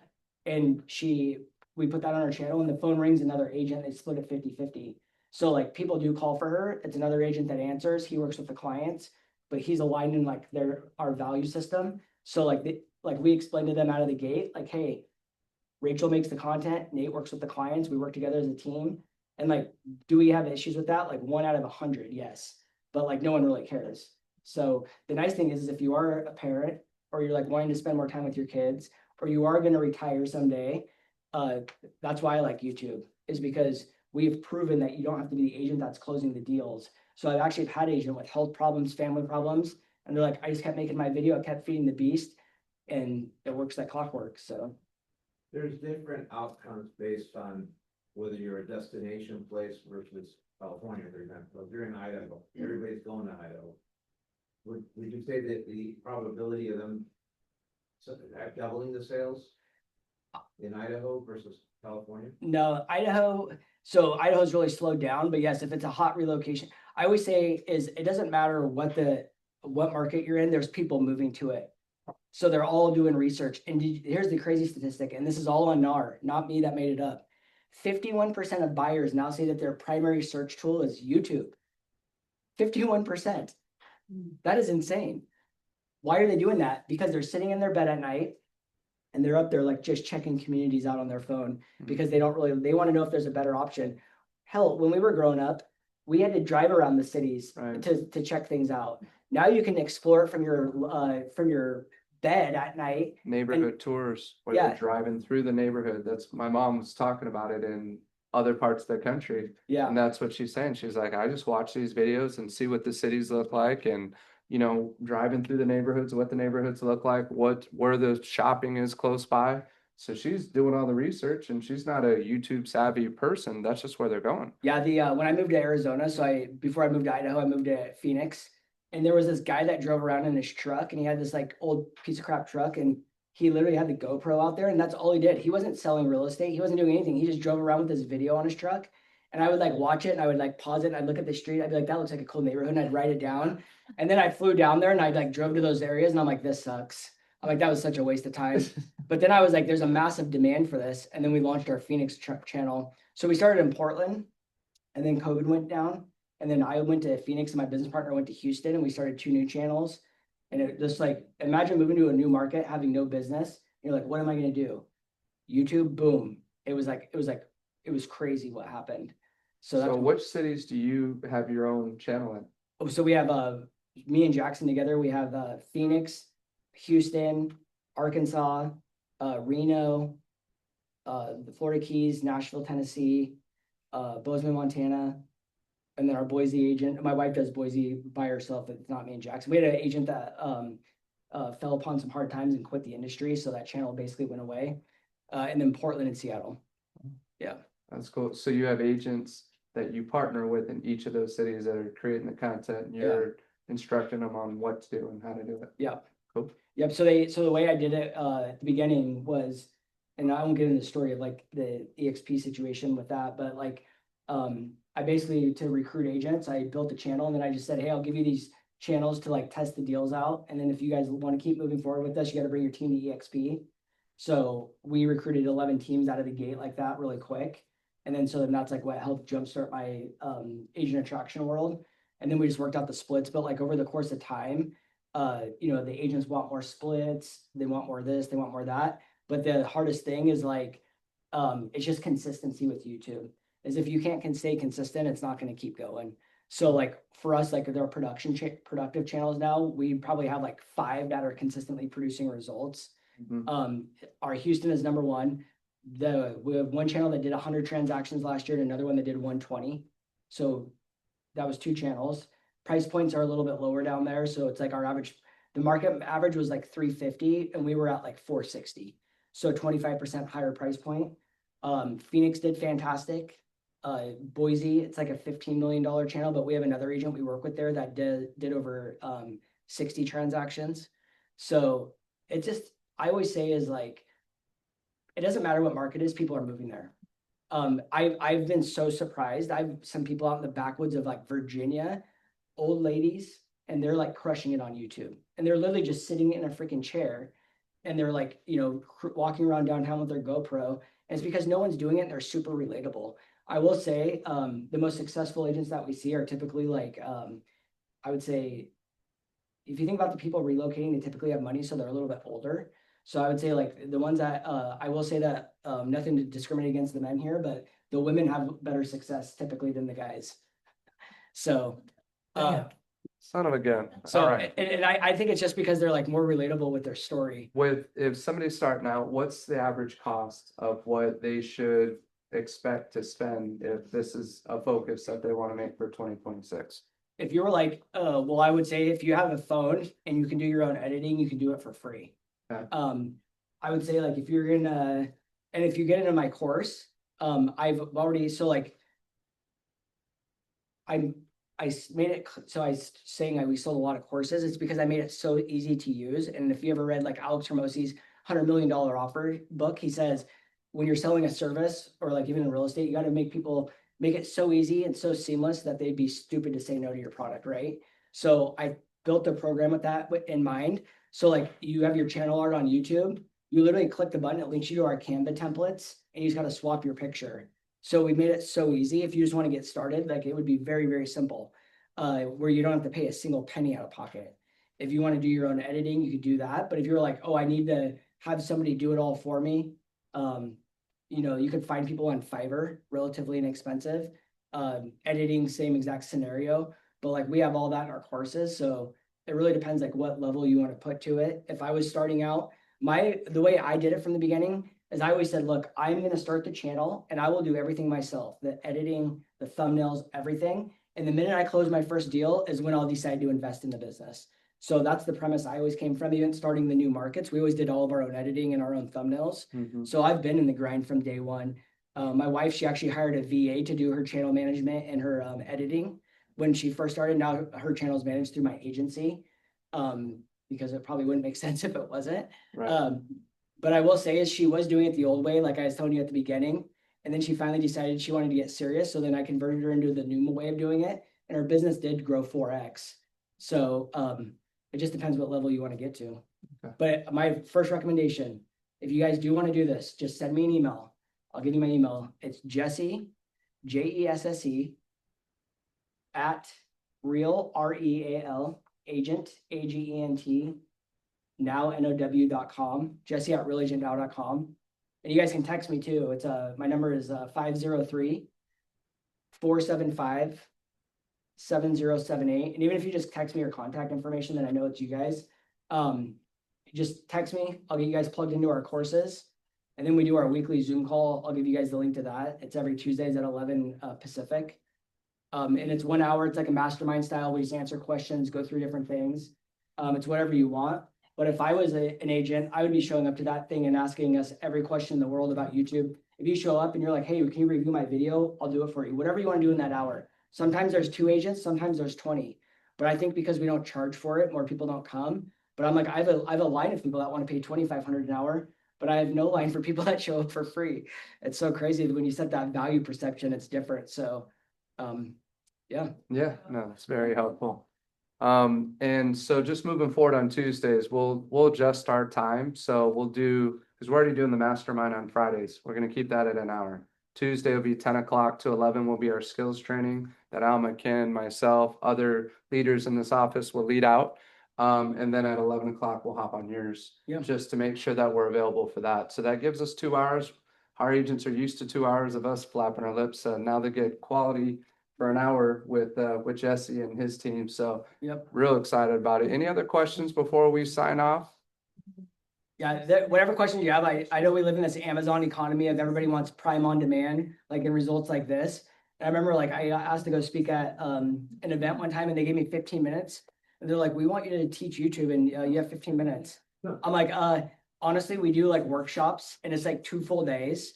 And so I'm like, it's an investment of time and energy. Right. So it's not gonna happen overnight. So like even here for an hour, I appreciate the time and everything. So I would definitely, if you guys are serious about it, hit me up. Let's take it serious.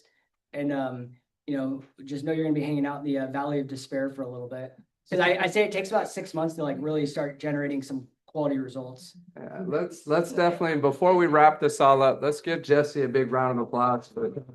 Absolutely. That was phenomenal, man. And I'll be here tonight too. Yep. So he's going to be at our holiday party. Everybody here, you're all invited to our holiday party tonight too. So Can I have one more thing? yes, sir. So the other thing is like, if you're ever an agent that's interested in agent attraction, it's what I spend a lot of time doing. So we offer our services to anyone in our organization. So if you have an agent that wants to get going on YouTube and you're like, I'm not the person, just literally connect them with me and I'll do all the heavy lifting. I'll plug them in, I'll get them trained up, and you guys just reap the rewards. You hear that? I heard it. Thank you. Bless you, Jesse. Yep. I don't care where they're at. Let's roll. Sounds good, brother. No, we appreciate you and thank you for our guests for coming. I hope you guys feel welcome and always come in. We all want to win together. You know what I mean? There's a lot, the industry is hard enough. So when you can rely on people, what goes around comes around and you keep helping people out, good things happen. So just thank you guys for coming here and yeah, of course, you're always welcome. Thank So you. definitely don't be a stranger. And we won't hit on you too hard to come on over, I promise you. Oh, you guys Okay? are at eXp? They're good friends. Oh, nice. Thank you for coming. Yep. Thank you guys online. I don't know if you guys had any questions before we wrap it up. You guys want to say anything? Thank you. Jesse, I don't know. Okay, we Yeah, that got was some. awesome. Thank you. Awesome. Yes, Thank you for hopping on, Aaron. Appreciate it. Yeah. Yeah, thank you so much. Just a cool thing. Thank you guys. Well, you guys have a blessed Christmas if we don't talk to you before then. But Friday we're doing the mastermind. We'd love to have you guys again. And Aaron, let's talk. If you're down for it, I'd like for you to help us with one of these masterminds coming up. Yeah, absolutely. Let's chat. Awesome. Okay. Sounds See good. you. All right. Take care, guys. We'll talk to you soon. Bye.